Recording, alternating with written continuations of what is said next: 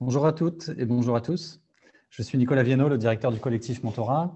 Je suis très heureux de voir que nous sommes nombreux aujourd'hui pour participer à ce webinaire consacré au mentorat des jeunes de l'aide sociale à l'enfance. Christophe Paris, le président du collectif Mentorat, n'a malheureusement pas pu se joindre à nous et il vous prie de bien vouloir l'en excuser. Alors, pourquoi ce webinaire? Il s'inscrit dans le mois du mentorat qu'organise le collectif Mentorat avec ses 70 organisations membres et avec ses partenaires.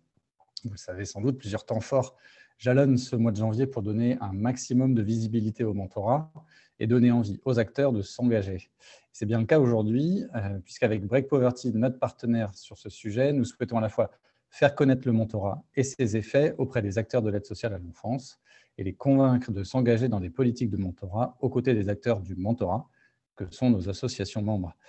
Alors, pourquoi ce temps fort sur le mentorat pour les jeunes de l'aide sociale à l'enfance? Tout simplement parce que c'est auprès de ce public que s'applique pour la première fois le droit au mentorat que nous appelons de nos vœux. Avec la loi du 7 février 2022, chaque jeune pris en charge par l'aide sociale à l'enfance doit pouvoir se voir proposer un accompagnement par un mentor ou par un parrain.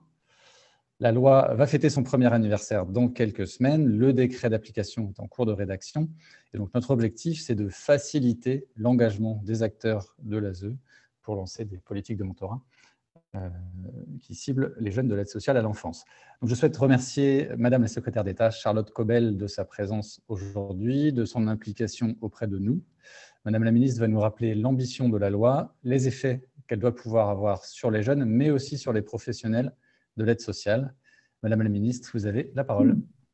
Merci beaucoup, Monsieur Viennot, pour ces mots d'introduction. Je suis évidemment très heureuse d'être avec vous à distance et peut-être pas pendant tout le temps de la table ronde, puisque je serai appelée à rejoindre l'Assemblée nationale pour les traditionnelles questions écrites, questions QAG, pardon.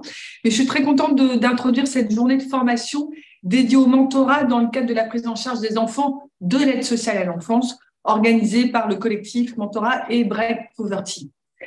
Je sais ces deux réseaux très engagés au soutien des enfants confiés à la protection de l'enfance et plus généralement très engagés sur le terrain de l'égalité des chances parce que c'est bien de ça dont nous parlons avec l'ambition du mentorat. Je salue évidemment l'initiative de ce jour qui, dans le cadre du mois du mentorat, fait une place particulière aux enfants protégés et me donne l'occasion de m'exprimer devant vous tous.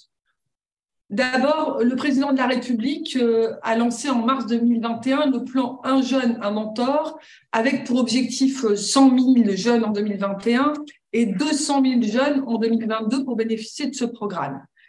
Vous le savez, ma place auprès de la Première ministre me donne l'opportunité de soutenir cette démarche en particulier et de rappeler comme il est important d'accompagner les enfants, les jeunes, les plus fragiles.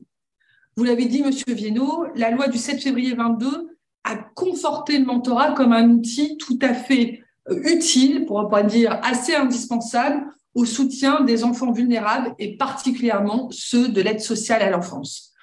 Elle prévoit en effet la proposition, on pourra y revenir, systématique d'un mentor pour chacun des enfants accueillis à l'aide sociale à l'enfance, ainsi que d'un parrain ou d'une marraine.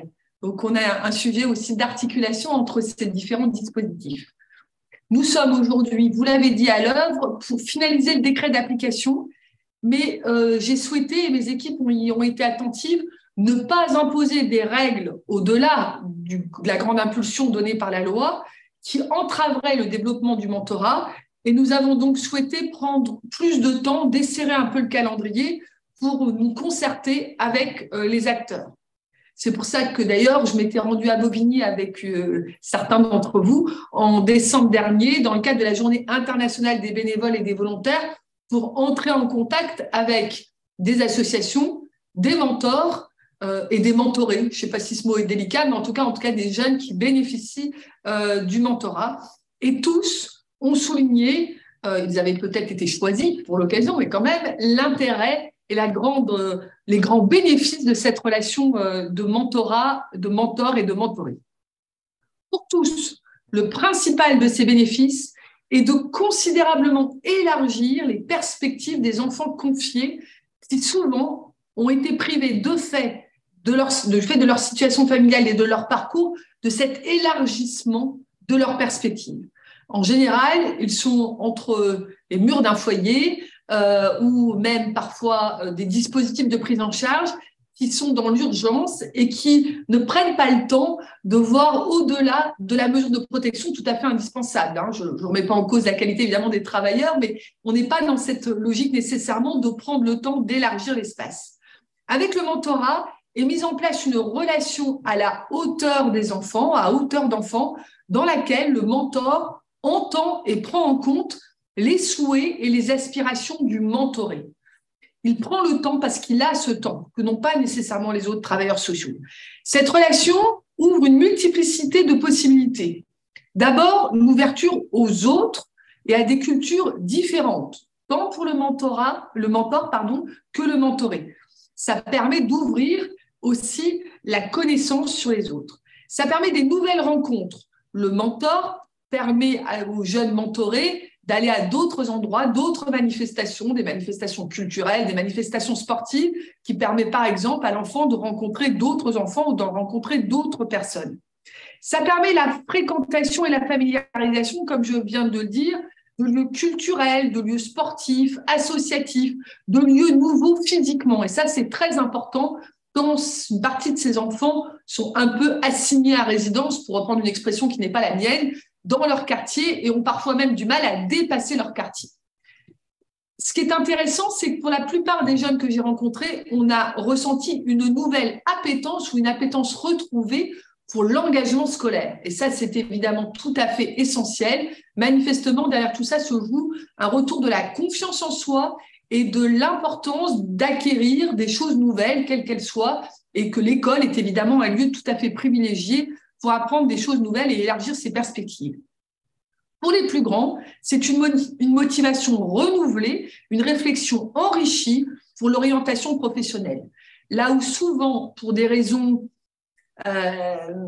justement de pression sur le service social ou bien d'absence de temps d'échange avec les enfants, souvent les enfants se censurent eux-mêmes. Et le mentor, il est là pour réfléchir avec le jeune et accompagner des rêves qu'il n'oserait même pas dire dans ses perspectives professionnelles.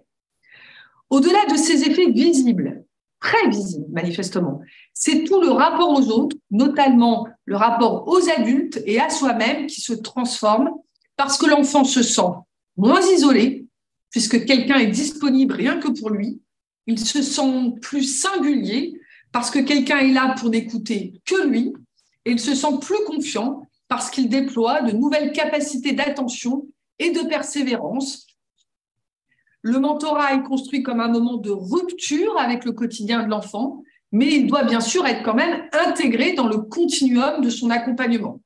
C'est ce qui fait sa richesse et certainement sa réussite. Le mentor n'est pas seul, il intègre une équipe autour de l'enfant.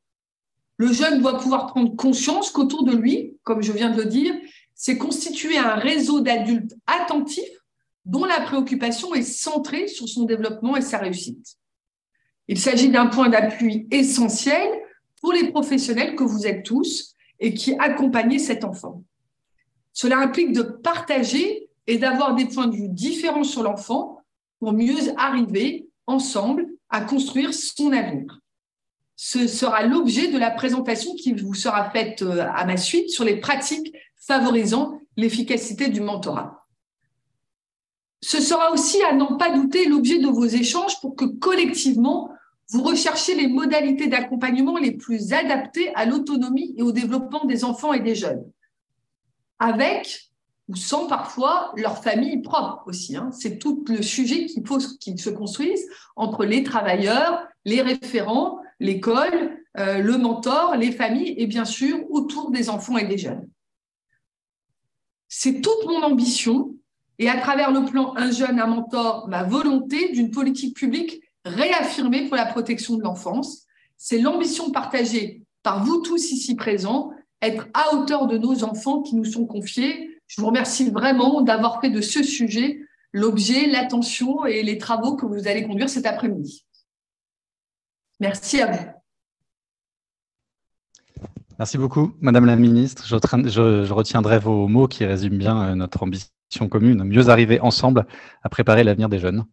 Je laisse maintenant la parole à Christophe Sanchez, qui est directeur des programmes de Break Poverty Foundation, qui va animer la table ronde qui commence à présent. Merci beaucoup, Christophe, de ton implication à nos.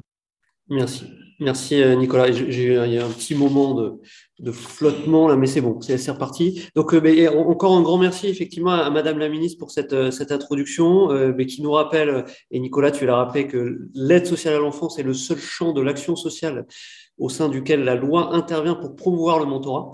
Et ce qui, à notre avis, alors là je parle au nom de Break Poverty Foundation, mais aussi du collectif Mentorat, bien évidemment, un exemple à suivre parce qu'on va le voir, et c'est vraiment l'objet de la table ronde d'aujourd'hui, le mentorat a des effets positifs pour les jeunes en général, et en particulier pour les jeunes suivis par l'aide sociale à l'enfance, et c'est de ça dont on va parler aujourd'hui, en vous donnant un éclairage, on va dire, très, très objectif via les travaux qui ont été réalisés par Adrien, et j'y reviendrai, et après un éclairage un peu plus subjectif via les acteurs de terrain que sont Alexandra pour le conseil départemental du 59 et Joumana du côté du 06 des Alpes-Maritimes, mais on y reviendra. Donc moi, effectivement, je suis Christophe Sanchez, je suis en charge des programmes de Break Poverty Foundation.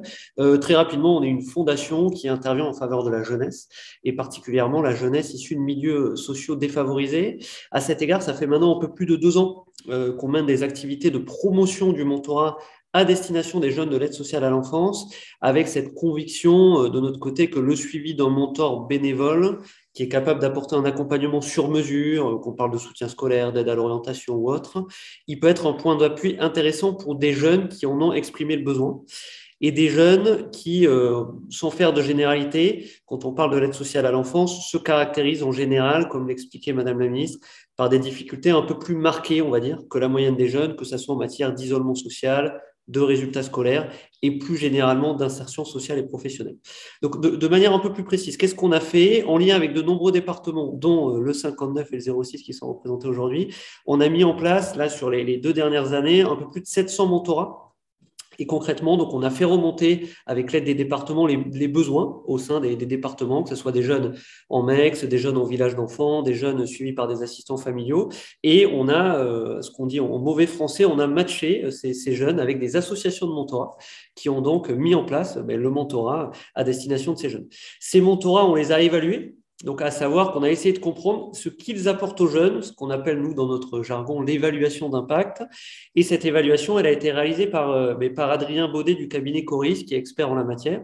Et donc, il nous semblait absolument capital, au vu de la thématique, au vu de l'enjeu, de commencer ce webinaire par vous présenter les principaux résultats de cette évaluation.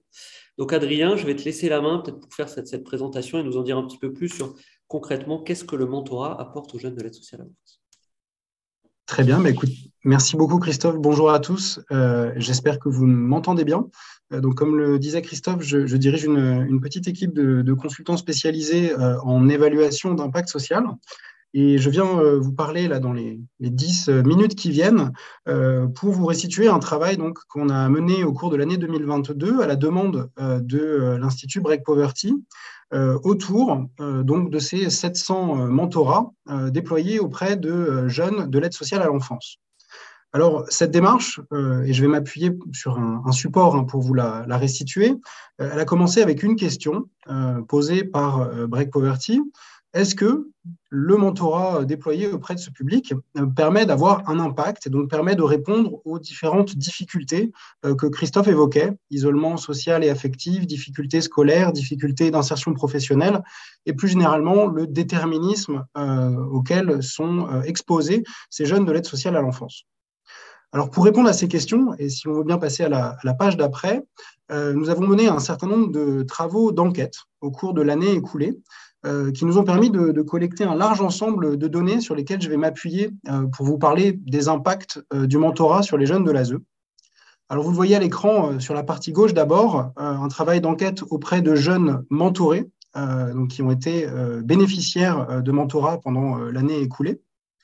Une enquête auprès de jeunes de l'aide sociale à l'enfance non mentorés, avec qui on a essayé de comparer les réponses des premiers.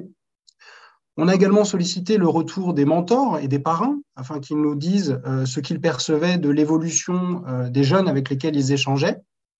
Et il y a également eu tout un travail de recueil de témoignages qualitatifs. Donc vous voyez des entretiens qui sont venus compléter le jeu de données que nous avions.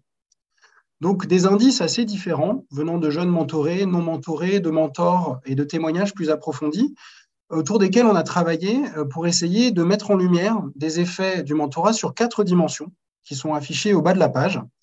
Des effets peut-être autour de la question de la scolarité des jeunes de l'ASE, des effets autour de leur situation sociale et affective, des effets sur leur ambition et la façon dont ils peuvent éventuellement se projeter vers l'avenir, et un ensemble d'effets plus diffus sur leur vie quotidienne que je vais essayer de vous démontrer. Je vais évidemment, par souci de temps, aller à l'essentiel et vous présenter quelques chiffres clés et quelques conclusions sur chacune de ces dimensions. Alors, dans la page suivante, tout d'abord, je vous propose de regarder ce qu'on a pu observer et donc affirmer à propos de la scolarité des jeunes. Ce qu'on observe dans les données d'abord, c'est que le mentorat a souvent des effets positifs sur l'engagement scolaire des jeunes mentorés et parrainés. L'engagement scolaire, c'est une notion assez complexe, mais vous pouvez retenir derrière des éléments comme la fréquence des absences, la fréquence à laquelle un jeune va être sanctionné en cours, l'intérêt que ce jeune va manifester pour les cours qu'il reçoit. Sur cet engagement scolaire, on le voit s'améliorer. 2 chiffres clés à l'appui, vous voyez, seuls 6% des jeunes mentorés ont eu très souvent une absence non justifiée au cours de notre étude, contre 19% des jeunes qui n'étaient pas mentorés. Autre chiffre pour illustrer, 71% des jeunes que nous avons interrogés déclarent que leur mentor ou parrain a renforcé leur envie de réussir en cours.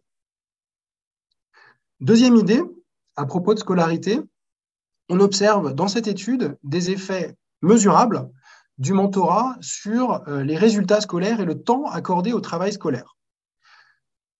Le message, pour être précis ici, n'est pas que le mentorat amène à améliorer les résultats scolaires des élèves, mais plutôt qu'il leur évite de baisser. On conclut à une stabilisation des résultats scolaires. Ce chiffre clé que je vous partage l'illustre, je pense, assez bien. Seuls 19% des jeunes mentorés ont vu leur moyenne générale baisser au cours de l'étude, contre 32% parmi les jeunes qui n'étaient pas bénéficiaires de mentorat. Je donne la parole à un jeune mentoré. Avant, j'avais 0 de moyenne. Maintenant, donc, avec le mentorat, j'ai des 14, des 10 de moyenne. J'ai remonté beaucoup, j'ai eu de meilleures notes. J'arrive mieux à avoir de bonnes notes et ça prend 1 heure par jour et c'est mieux.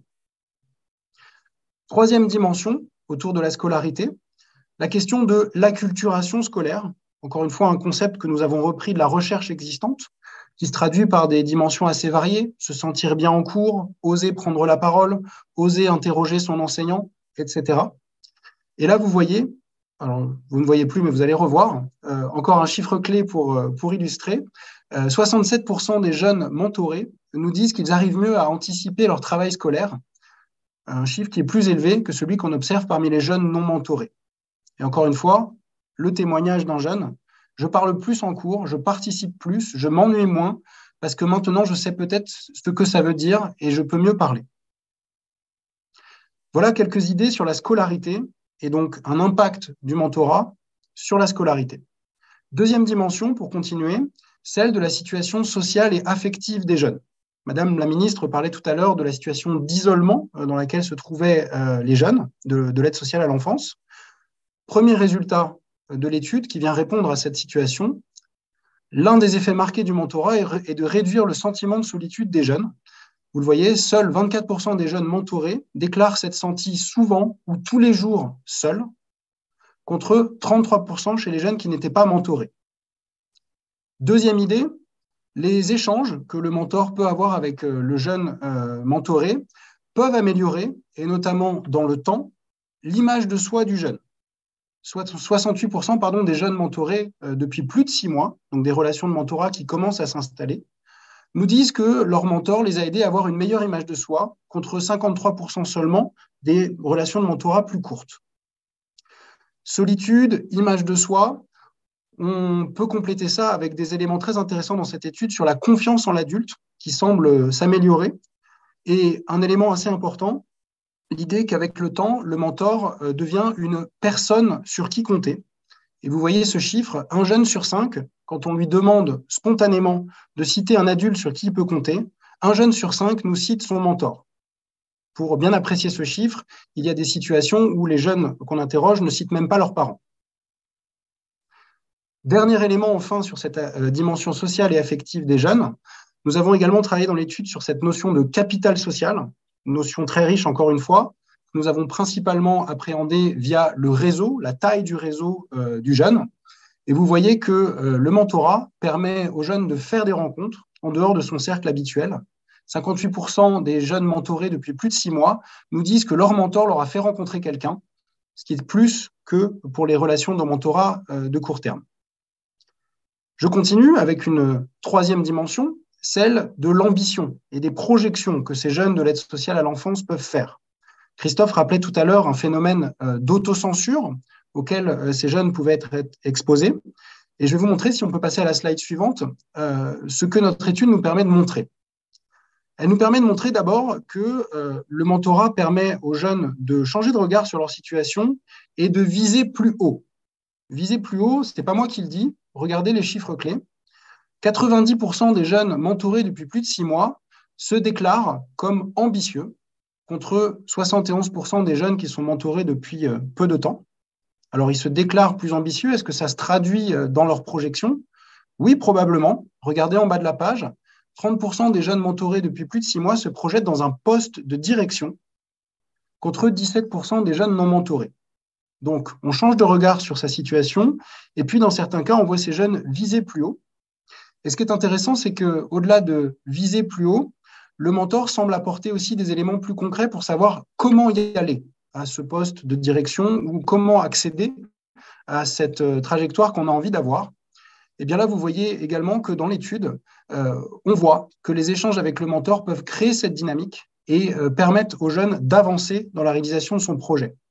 Un jeune sur 5 nous dit que le mentor l'a aidé à trouver la structure dans laquelle il a travaillé et à y être recruté. 77% des jeunes nous disent que les échanges avec le mentor les ont aidés à être plus persévérants. Je vais finir avec une quatrième dimension, celle, donc sur la prochaine page, de la vie quotidienne des jeunes dont je parlais tout à l'heure. Là, encore une fois, on a dans ce travail d'étude mis en évidence un certain nombre de choses. La première, et je pense qu'elle est assez importante, c'est la notion de personne ressource. On voit de façon très variée dans cette étude que le mentor ou parrain peut devenir une personne qui aide dans les problématiques du quotidien. Exemple, un quart des jeunes nous disent se tourner vers leur mentor parrain pour leurs démarches administratives, qui peuvent être bloquantes assez souvent. 66% des mentors et parrains nous disent avoir conseillé le jeune qu'ils accompagnent sur des problématiques de santé, administratif, santé, dans certains cas également addiction. On voit donc une relation de mentorat qui porte sur ces petites choses du quotidien et qui semble encourager des changements dans la situation et la trajectoire du jeune. Quand je dis encourager des changements, vous le voyez dans la deuxième colonne, on a exploré cette thématique-là et vous voyez ce chiffre assez parlant. 40% des jeunes mentorés nous disent que leur mentor a permis d'arrêter des choses qui les tiraient vers le bas. Vous y mettez ce que vous voulez, mais vous voyez ce chiffre qui, je pense, parle assez bien de ce qui se passe dans la relation qui est mise en place. Et enfin, un dernier point dans la vie quotidienne. Madame la ministre évoquait tout à l'heure le fait que c'est des jeunes qui, malheureusement, avaient une réalité qui était assez fermée parfois. Et bien là, on a dans l'étude des éléments qui indiquent que le mentor va aider le jeune à s'adapter à des environnements qu'il connaît peut-être moins. Exemple ici avec la capacité à adapter son langage que l'on voit évoluer dans le temps. Pour bien parler de cet élément de vie quotidienne, vous avez ce verbatim, cette citation en bas de la page. L'apport des mentors, c'est de témoigner d'un réel, donc un réel qui n'est pas, malheureusement, celui des jeunes de l'aide sociale à l'enfance au quotidien. Donc, 4 dimensions sur lesquelles on voit des effets du mentorat: la scolarité, la situation sociale et affective, l'ambition des jeunes et leur vie quotidienne, qui vont permettre d'aboutir dans une dernière page à une conclusion de cette étude. D'accord ? Je vous ai montré beaucoup d'indices, beaucoup de choses qui ont bougé dans la période où nous avons observé le mentorat. Mais il est important de vous dire que ce que nous avons observé, c'est le début de la relation de mentorat. 3, 4, 5, 6 mois, 7 mois de cette relation. Et donc, il faut savoir mettre en perspective les éléments que je viens de vous indiquer. Et je vais vous y aider en partageant 4 dernières idées pour conclure. Une idée d'abord, c'est que l'étude que nous vous proposons, elle permet de confirmer des difficultés que l'on connaissait déjà parmi les jeunes de l'aide sociale à l'enfance. Rien de très nouveau, malheureusement, sur ce point-là. Deuxième idée, et c'est, je pense, le message principal que j'ai envie de partager avec vous, le travail que nous avons restitué à Break Poverty, il vient étayer très fortement l'idée que le mentorat vient atténuer les difficultés rencontrées par les jeunes de l'aide sociale à l'enfance sur les différentes dimensions que j'évoquais. Atténuer, ça ne veut donc pas dire solution miracle, ça veut dire commencer à répondre aux difficultés qui sont rencontrées par le jeune. Et cette idée d'atténuation, elle nous laisse avec beaucoup d'espoir pour la suite, au sens où, puisqu'il y a cette atténuation des difficultés, on peut suggérer que le mentorat, dans un temps long, permettra de prévenir le déterminisme social auquel ces jeunes font face. Et donc, j'espère que ces éléments nourriront bien la discussion qui va suivre, mais encore une fois, une étude donc menée au cours de l'année 2022 qui vient étayer cette idée que le premier effet du mentorat, c'est l'atténuation d'un certain nombre de difficultés que les jeunes de l'aide sociale à l'enfance rencontrent. Je vous remercie beaucoup de votre attention et je te rends le micro, Christophe. Super. Écoute, merci Adrien pour cette présentation. Personnellement, j'ai trouvé très clair comme toujours. J'espère que c'est le cas aussi pour nos auditeurs. Et effectivement, moi aussi, je tenais à rappeler l'élément, ce que tu as souligné, c'est que là, on était lié aussi à la temporalité du projet sur une mesure avec des mentorats de temporalité courte. La majorité des mentorats qu'on a mesurés ont moins de 6 mois. Et donc, effectivement, il y a un vrai enjeu à voir à quel point ces effets s'inscrivent dans le temps. Et nous, en tout cas, on est persuadés que ces effets ont tendance à se renforcer. Je retiens aussi de ce que tu as dit, l'aspect, ce n'est pas une solution miracle, ça contribue à une atténuation des difficultés. Et ce qui est clairement une des convictions fortes aussi qu'on a, c'est que le mentorat, c'est un coup de pouce utile pour des jeunes qui ont des difficultés, mais qu'il ne faut pas non plus en attendre un changement radical de vie, ce qui tombe aussi sous le sens, parce que quand on parle de mentorat, on parle d'échanges 1 fois par semaine, 2 fois par mois. Donc, c'est vrai qu'à l'inverse, il serait étonnant que ça change radicalement la vie des jeunes avec ce type d'intervention. Mais pour autant, il est quand même plutôt intéressant de voir qu'on a déjà sur des courtes durées des éléments très tangibles, que ce soit sur l'amélioration scolaire ou que ce soit sur la réduction du sentiment d'isolement notamment.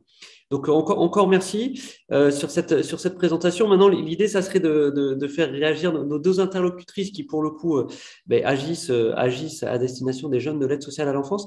Alexandra, je voulais commencer par vous. Vous êtes donc Alexandra Virès, vous êtes directrice enfance-famille dans le département du Nord. Ça fait maintenant un peu plus de 2 ans, un peu plus d'1 an et demi, mais précisément, qu'on travaille ensemble et que vous vous êtes lancé dans l'aventure du mentorat.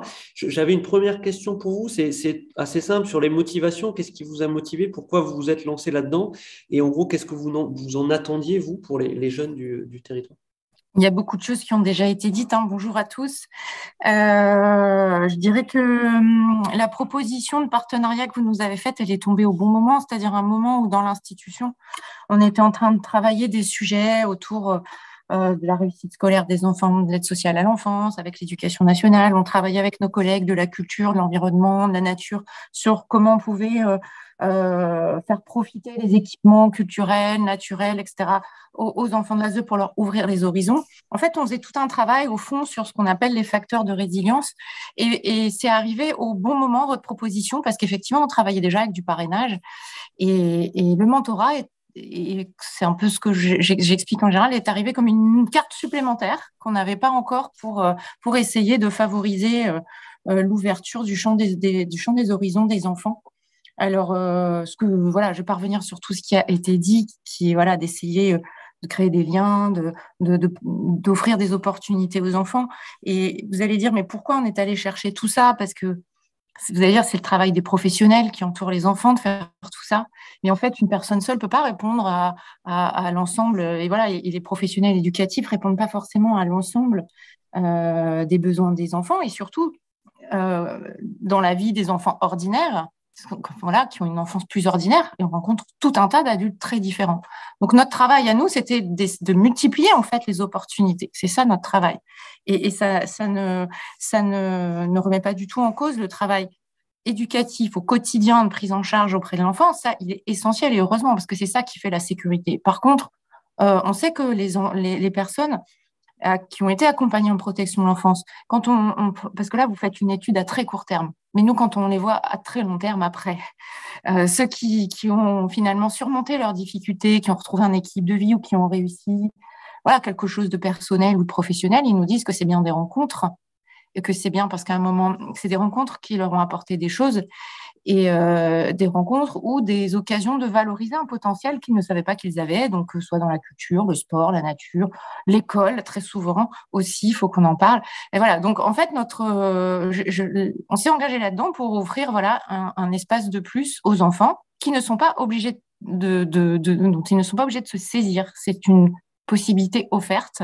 Après, ça marche pas. La personne qu'ils rencontrent, ils arrivent à nouer quelque chose avec ou pas. Mais en tout cas, on a trouvé que c'était un moyen très intéressant de faire se rencontrer des personnes qui ne se seraient pas rencontrées naturellement. Ouais, Voilà. moi, j'ai bien aimé ce que vous m'aviez dit quand on avait préparé le webinaire. Vous m'aviez dit le mentorat, on l'a perçu comme une nouvelle carte dans l'accompagnement. C'est pas une carte magique, mais c'est un outil qui nous paraît être un outil supplémentaire pour renforcer la résilience des jeunes. Parce que certains enfants, on leur proposait du parrainage, mais parfois c'est très impliquant un parrainage. On va aller passer un week-end chez quelqu'un, voilà, on va entrer dans sa famille. Bon, voilà, parfois les enfants, simplement un échange de 2 heures, comme on l'a dit, par semaine avec quelqu'un qui est d'un autre horizon, qui leur fait découvrir autre chose, qui habite ailleurs, qui fait autre chose de sa vie, apporte autre chose et moins impliquant aussi émotionnellement. Donc voilà, c'est une carte de plus, vraiment. Ouais, c'est très clair. Et juste, alors je me permets quand même une petite digression parce que c'est une question que vous aurez, je présume, vous serez nombreux à avoir sur la distinction entre mentorat et parrainage de proximité. C'est une question qui se pose beaucoup. Alors, Nicolas et le collectif Mentorat vont me couper si je dis des bêtises, mais traditionnellement, on définit le parrainage de proximité comme une relation qui est plutôt basée sur un sujet socio-affectif.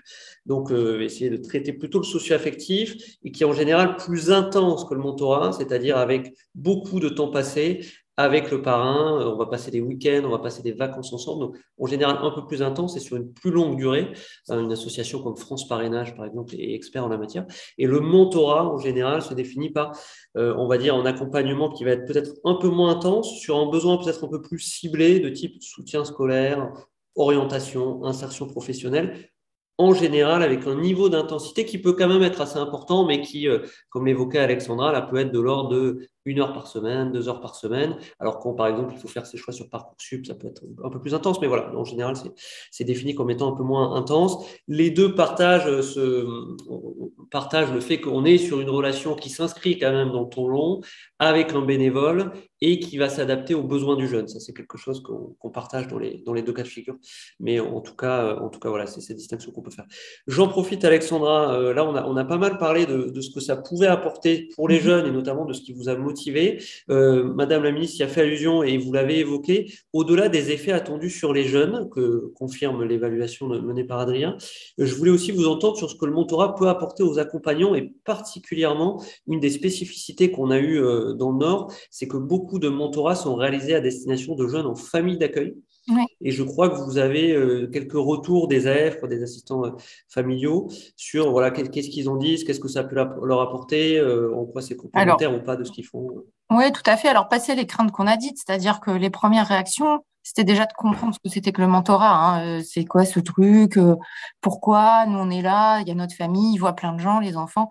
Mais après, je pense qu'à l'épreuve, une fois qu'on a voilà, ceux qui se sont vraiment engagés dans l'accompagnement du jeune et de son projet de mentorat, ça a eu des effets extrêmement bénéfiques et c'est les professionnels qui nous en parlent, qui disent mais ça y est, c'est maintenant un rendez-vous qui est institué, il y a des choses que l'enfant il va traiter avec moi, d'autres où il va attendre son rendez-vous avec le mentor parce que par exemple les tableaux Excel quand même il connaît mieux que l'assistante familiale, enfin voilà, ils repèrent, en fait ils prennent du bon dans chaque et parfois j'ai vraiment la façon dont elle m'en faisait part, j'avais vraiment l'impression d'une alliance plus avec quelqu'un qui était identifié et pas vu comme un concurrent, même si, je vous dis, au départ, on a dû passer ces craintes-là. En plus, quelqu'un qui n'est pas un professionnel, qu'on ne connaît pas.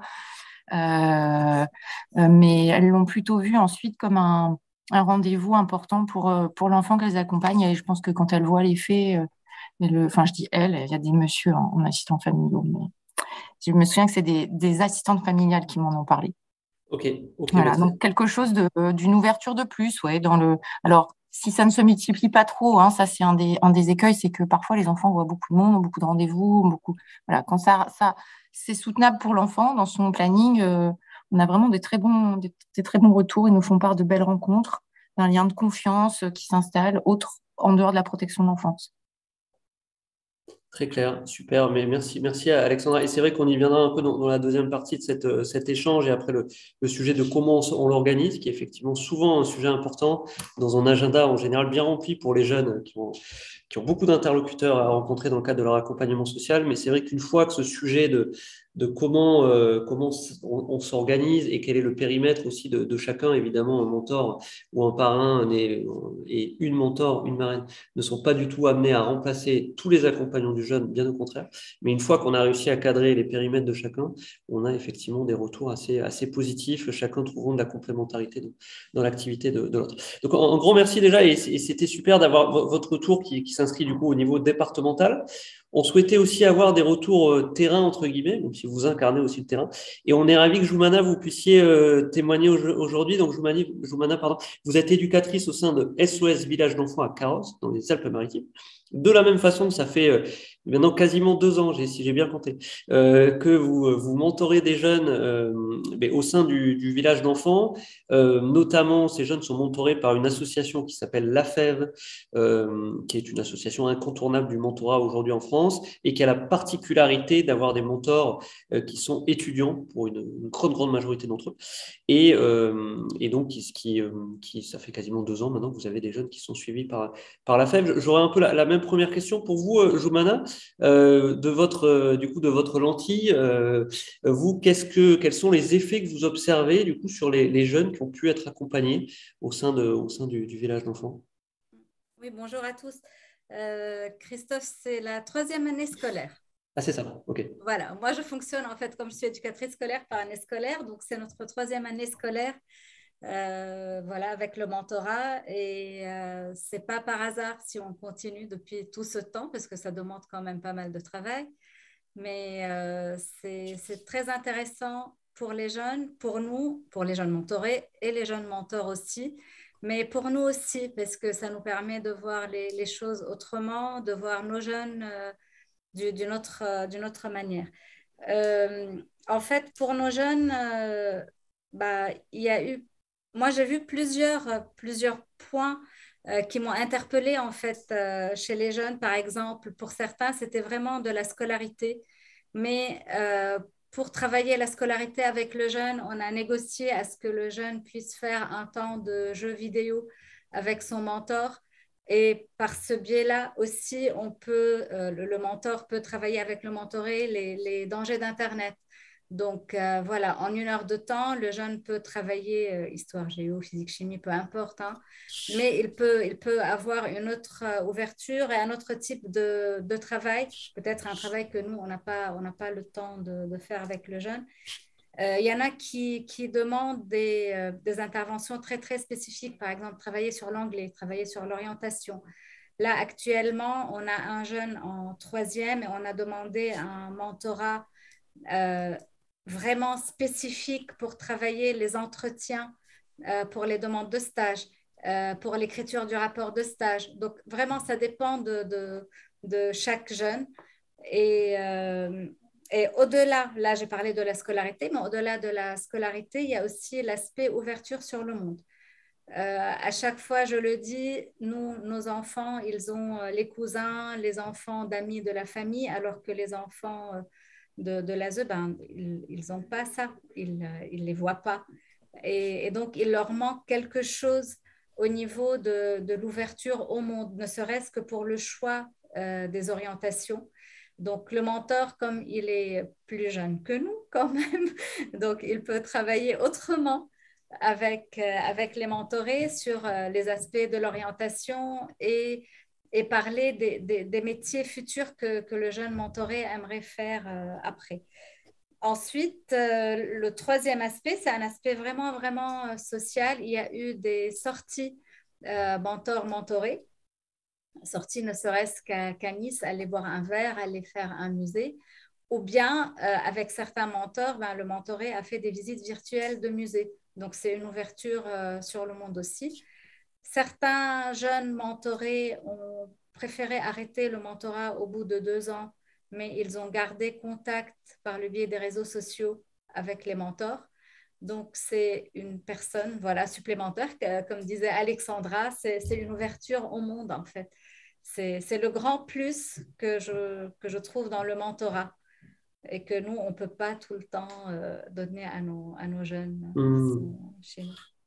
Ouais, c'est très clair. C'est vrai que du coup, ce que vous avez en commun, je retiens, vous avez évoqué Alexandra tout à l'heure, le champ des possibles, le sujet de l'ouverture sur de nouveaux mondes. Et ça, c'est vrai que c'est beaucoup revenu dans les échanges qu'on a pu avoir et vous évoquez. Je retiens aussi de ce que vous dites, Joumana, il y a ce côté un peu sur mesure du mentorat où effectivement, certains jeunes sont plein, je l'évoquais tout à l'heure, mais sont plein choix Parcoursup et donc on va plutôt passer du temps sur les choix scolaires. D'autres, quand on a un jeune de 6e qui a des petites difficultés en maths ou en français, ça va plutôt être focalisé là-dessus. En gros, c'est après au mentor de s'adapter aussi en fonction des besoins du jeune. C'est ça aussi qui est intéressant. Même si, si les lacunes sont énormes, évidemment, le mentor, il aura 1 heure, 2 heures, 3 heures peut-être par semaine. Évidemment, ça ne résoudra pas tous les problèmes. On l'a vu avec Adrien. J'aurais un peu la même question que vis-à-vis d'Alexandra, Joumana, au sein du village, pour comprendre un peu, donc là on a parlé des effets sur les jeunes, plus généralement vis-à-vis des accompagnants du jeune au sein du village d'enfants. Vous, qu'est-ce que vous avez vu sur ce que le mentorat a pu apporter aux éducateurs, aux éducatrices qui accompagnent justement ces enfants au jour le jour? Nous, les éducateurs familiaux s'occupent de 5 enfants au sein de la maison. Et quand le jeune est avec son mentor, déjà pour lui, c'est un temps dédié pour le jeune. Donc, on sait que les enfants, ils ont, pour la majorité, en fait, des troubles de l'attachement. Ils ont besoin de ces temps dédiés, de ces temps privilégiés avec l'adulte. Donc, le jeune a un temps privilégié avec son mentor, mais en même temps, l'éducateur familial, il peut s'occuper plus des autres enfants parce qu'il aura un enfant en moins. Et il y a certains sujets que le jeune peut aborder avec le mentor que peut-être des fois il n'a pas du tout envie d'aborder avec son éducateur familial. Et comme a dit Alexandra, le tableau Excel, peut-être des fois c'est plus facile pour les mentors que pour les éducateurs familiaux ou les maths ou peu importe quoi, l'anglais.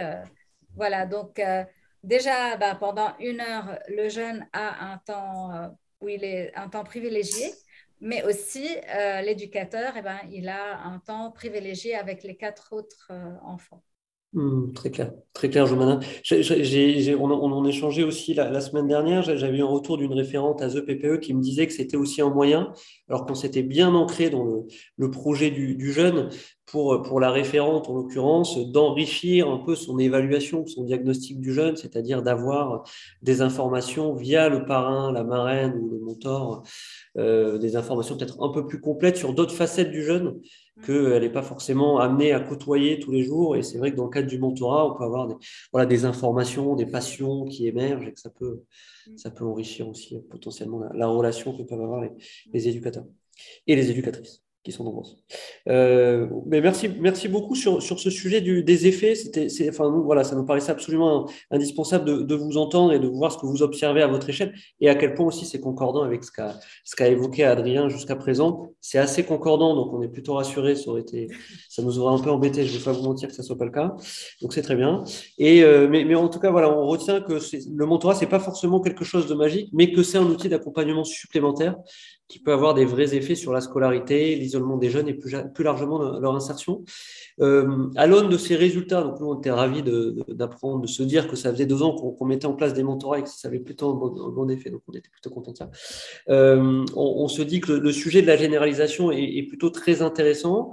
Un des grands questionnements qui a émergé quand on a parlé de cette généralisation et notamment du texte de loi donc, qui oblige les départements à mettre en place des mentorats, on a eu beaucoup de retours sur le fait que ce n'est pas forcément évident.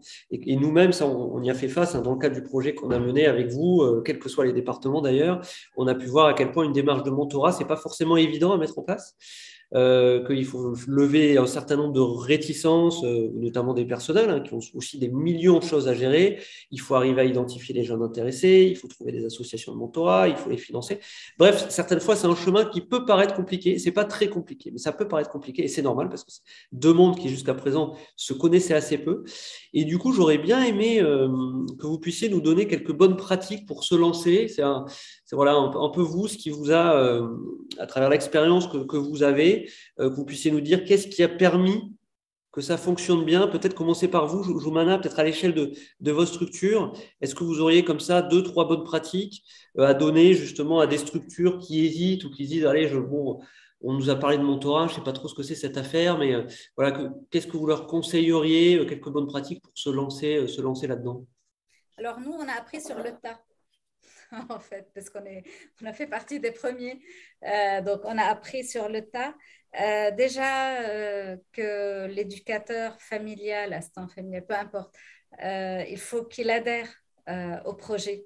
Et c'est pour ça qu'il faut vraiment leur expliquer l'intérêt et qu'il n'ait pas de crainte, parce que moi, j'ai entendu plusieurs fois dire, on ne connaît pas ces jeunes, on ne connaît pas les mentors. Et si jamais le jeune parle de sa situation, qu'est-ce qu'on va faire et tout, eh bien oui, le jeune, il parle de sa situation au collège avec ses amis, au foot, peu importe. Bon, après, voilà, il faut aussi que les mentors soient préparés et je pense que les associations de mentorat préparent bien les mentors avant de… En fait, il faut les rassurer, surtout que les mentors sont préparés pour travailler avec ces jeunes-là. Donc, il faut qu'ils adhèrent au projet. Il faut que le jeune aussi adhère au projet. Et pour ça, il faut lui expliquer. Pour moi, là, ce que j'ai vu que ça marchait vraiment, c'est quand quelqu'un de l'association du mentorat explique le mentorat aux jeunes mentorés, à l'éventuel jeune mentoré. Je pense que c'est là où ça marche le plus. Pareil, c'est un temps où le jeune il est face à l'ordinateur, il parle avec cette personne qui le rassure que oui, il n'y aura pas de devoir, il n'y aura pas un travail supplémentaire à faire.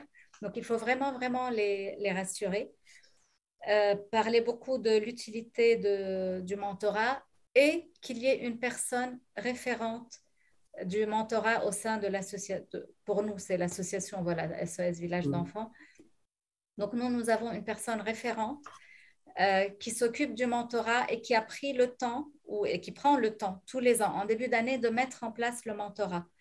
Ça ne se fait pas comme ça, allez hop, je t'envoie un lien, je t'ai créé un mail, machin. Non, il faut vraiment prendre le temps pour mettre en place le mentorat. La première fois, elle est avec le jeune. S'il faut une deuxième, troisième fois, elle est avec le jeune pour le rassurer et pour qu'il y ait cette prise de contact aussi. Parce que ce n'est pas facile, même si nos jeunes ont pris l'habitude de faire du distanciel pendant le confinement. Mais bon, ce n'est pas évident de parler avec une personne qu'on ne connaît pas, qui ne nous connaît pas. Et en amont, il faut discuter aussi avec le jeune, voir ses besoins et les transmettre à l'association de mentorat pour qu'il puisse choisir vraiment le mentor qui correspond au mentoré. Nous, on avait, par hasard, hein, on ne le savait pas, un jeune, il avait une mentor, ça ne lui correspondait pas. Il a dit, moi, je préfère avoir un mentor. Et donc, on a changé, pas de souci. Et les rassurer que ce n'est pas obligatoire, mais c'est un plus.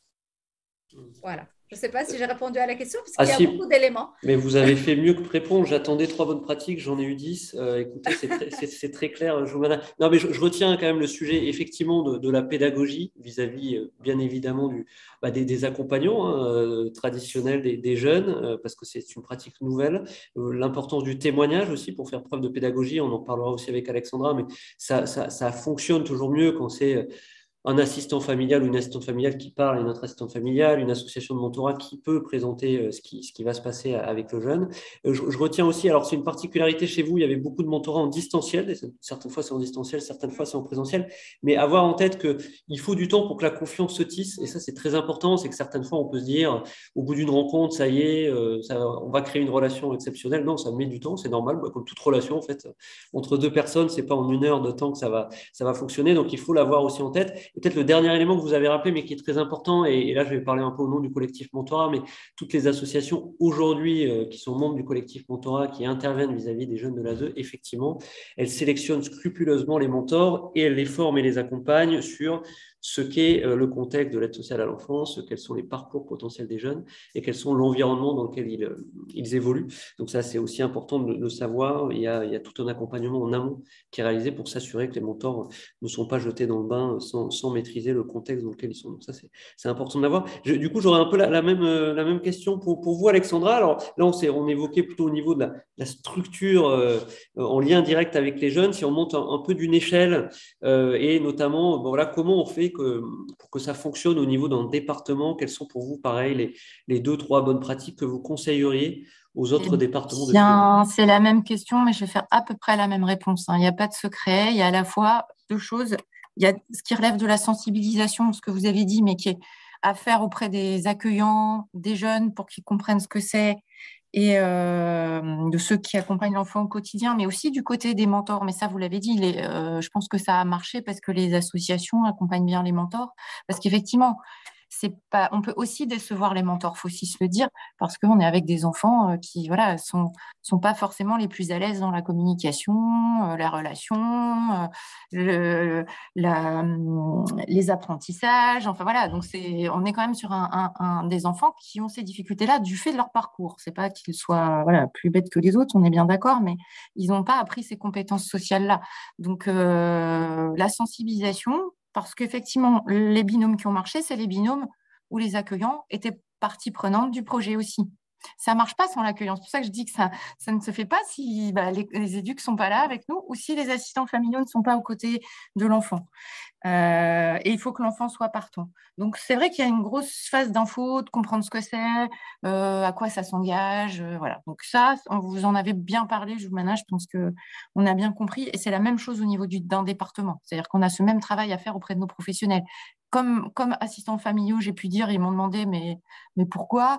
Et pareil, j'ai des référents enfance qui m'ont dit, mais enfin, nous, on est là, pourquoi vous allez rajouter quelqu'un? Voilà, donc ces questions-là, il faut qu'on les dépasse. Mais ça va assez vite, ça. Le plus dur, c'est l'organisation. Parce que voilà, c'est beaucoup de monde, beaucoup d'institutions, beaucoup de services, que pour une association de mentorat, ça peut être très complexe de comprendre à qui parler, comment le faire.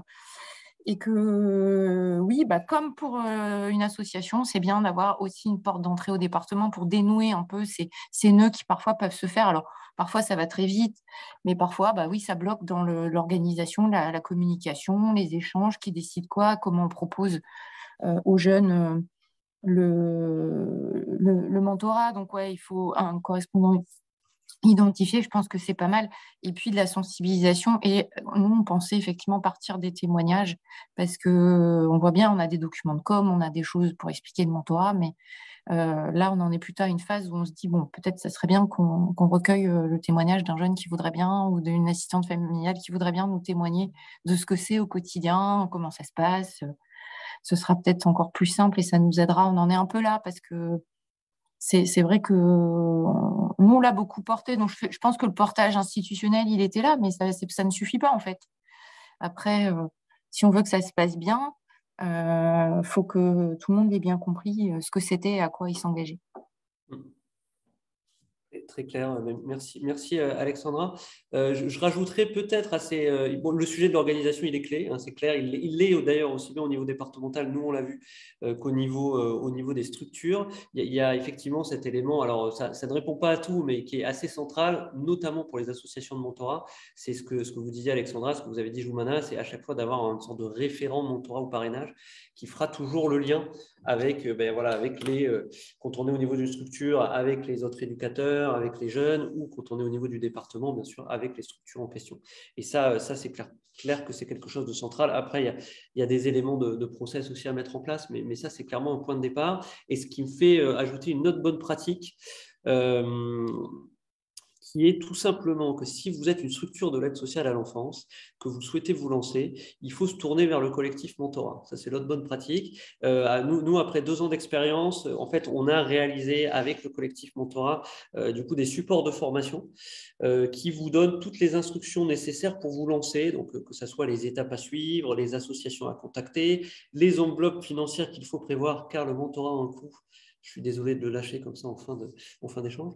Et aussi, on développe la manière dont vous pouvez organiser le suivi du mentorat, tout ce qui permettra normalement de vous lancer dans la démarche.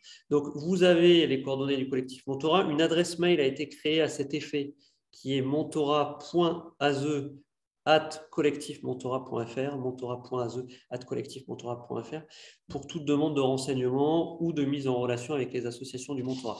Il nous reste 3 minutes. Et là, je vois 100 000 questions qui apparaissent. Alors, attendez. Il y a des questions sur les liens avec les parents, juste pour vous dire que un mentorat ne se met pas en place sans l'accord des parents. Donc, c'est aussi expliqué aux parents, si je me souviens bien, où on fait, Après, il n'y a pas... C'est pareil, la question du discrédit, elle est la même que pour les parents, que pour les professionnels. Tout ça, c'est pas parce que nos enfants, ils ont des liens avec plein de monde que la place des uns et des autres est remise en cause. Donc, faut essayer de le faire comprendre. Je dirais que c'est moins engageant qu'un... Les parents acceptent presque mieux ça qu'un parrainage, hein, je trouve, moi. Mais... Ouais, ils le comprennent plus comme du soutien scolaire, alors que c'est pas que ça, on a bien compris. Hein, mais... C'est vrai. Et peut-être, alors ça dépend de certaines associations de mentorat, mais il n'est pas rare que le premier temps d'échange, Joumana, vous l'évoquiez tout à l'heure, il faut souvent accompagner le jeune lors du premier temps d'échange avec son mentor. Quand les parents sont toujours évidemment en lien avec le jeune, il n'est pas rare que le premier temps soit justement en temps mentor, jeune et parent, pour que chacun puisse partir un peu sur des objectifs communs et échanger là-dessus. Ça peut arriver aussi dans certains cas. Parentale de toute façon. Oui, effectivement, il y a la signature d'une autorisation parentale. Il me reste 2 minutes. Je vois une autre question. Je la prends. Du fait que le mentorat est un coup de pouce, est-ce que les mentorés sont choisis en fonction? C'est-à-dire que certains sont plus à même d'être réceptifs à ce dispositif.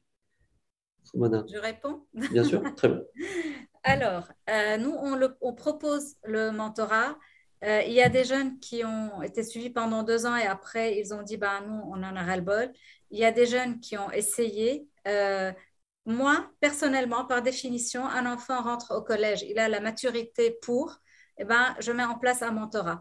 Ça ne fonctionne pas, ce n'est pas grave, on arrête. Ça fonctionne, on continue. Voilà, c'est très simple. Mais il faut la maturité pour pouvoir gérer aussi les rendez-vous, l'ordinateur et tout. Par exemple, l'année dernière, on avait une jeune qui avait 11 ans qui était en 6e. L'éducatrice familiale m'a dit, je pense qu'elle n'a pas encore la maturité. On ne lui a même pas proposé. On lui a proposé cette année, ça se passe super bien. Voilà. Très clair, Joumana. Et je vois il y a 2 autres questions, je réponds rapidement. Il y a combien de jeunes accompagnés par mentor? C'est toujours une relation individuelle. Donc, en général, c'est un jeune accompagné par un mentor. Et je vois une autre question, comment recruter des mentors? Quelle exigence, quels critères? Aujourd'hui, et c'est notamment le rôle du collectif mentorat, aujourd'hui, ce sont des associations qui opèrent les mentorats. C'est-à-dire que c'est pas une MEX ou une organisation en tant que telle qui accompagne des jeunes de l'ASE qui va recruter des mentors. Non, en fait, on se repose sur des associations expertes en la matière et qui ont des critères, leurs critères de recrutement des mentors, mais qui sont d'avoir des personnes en général qui sont enclines à accompagner des jeunes et qui en ont la capacité, le temps et qui peuvent s'adapter aux besoins des jeunes. C'est souvent un peu ça le critère et donc il y a des process assez scrupuleux de recrutement des jeunes dans chacune de ces associations. Peut-être que juste que ce qu'on peut ajouter, c'est justement la richesse des profils qu'on a, parce qu'on en a peu dit, mais nous, on a la chance, on a des associations où c'est plutôt des étudiants, d'autres c'est plutôt des retraités, d'autres plutôt des salariés, et à la limite, peu importe, parce que c'est vrai que c'est un peu un prétexte, l'idée qu'on va faire du soutien scolaire ou quoi. Après, ils parlent de tout, ça fait ce qu'ils veulent entre eux, et qu'à la limite, je pense que les jeunes, là, le verbalisent pas, mais une fois, une jeune me l'a dit, elle m'a dit elle était étonnée que des gens qui ne soient pas payés pour l'accompagner, pour être là, prenaient du temps, personnellement, en dehors même de leurs enfants, de leur vie, pour passer du temps avec elle. Et ça ne veut pas dire que ça dévalorise le travail de ceux dont c'est le travail, hein, mais elle en avait bien conscience. Donc même si il n'y a pas plus que ça, rien que l'attention portée à des enfants qui sont quand même en déficit d'attention, ça c'est précieux en fait. C'est clair, et c'est ce qui ressort beaucoup de l'évaluation d'impact. Et à cet égard, et donc j'en conclurai peut-être là-dessus, effectivement, vous le verrez dans les outils proposés par le collectif Mentorat, on a identifié 8 associations qui sont expertes sur l'accompagnement des jeunes de l'aide sociale à l'enfance. Et vous le verrez, chacune un peu avec ses modalités spécifiques d'accompagnement. Je parlais de la FEF tout à l'heure, qui accompagne avec des étudiants, France Parrainage avec plutôt des gens en activité ou à la retraite, plutôt avec du parrainage de proximité, donc plus intense. Les ombres avec souvent des personnes qui ont choisi la voie d'éducateur ou d'éducatrice spécialisée. Donc, chacun va avoir un petit peu ses propres modalités et selon les besoins que vous aurez, vous pourrez un petit peu piocher, je ne sais pas si le terme est bon, mais trouver des réponses au sein de ces différentes associations. Donc, je suis désolé, on a dépassé de 2 minutes, mais en tout cas, on espère que cette table ronde vous aura donné quelques éclairages sur l'intérêt du mentorat pour les jeunes de l'aide sociale à l'enfance et sur la manière dont vous pouvez vous lancer.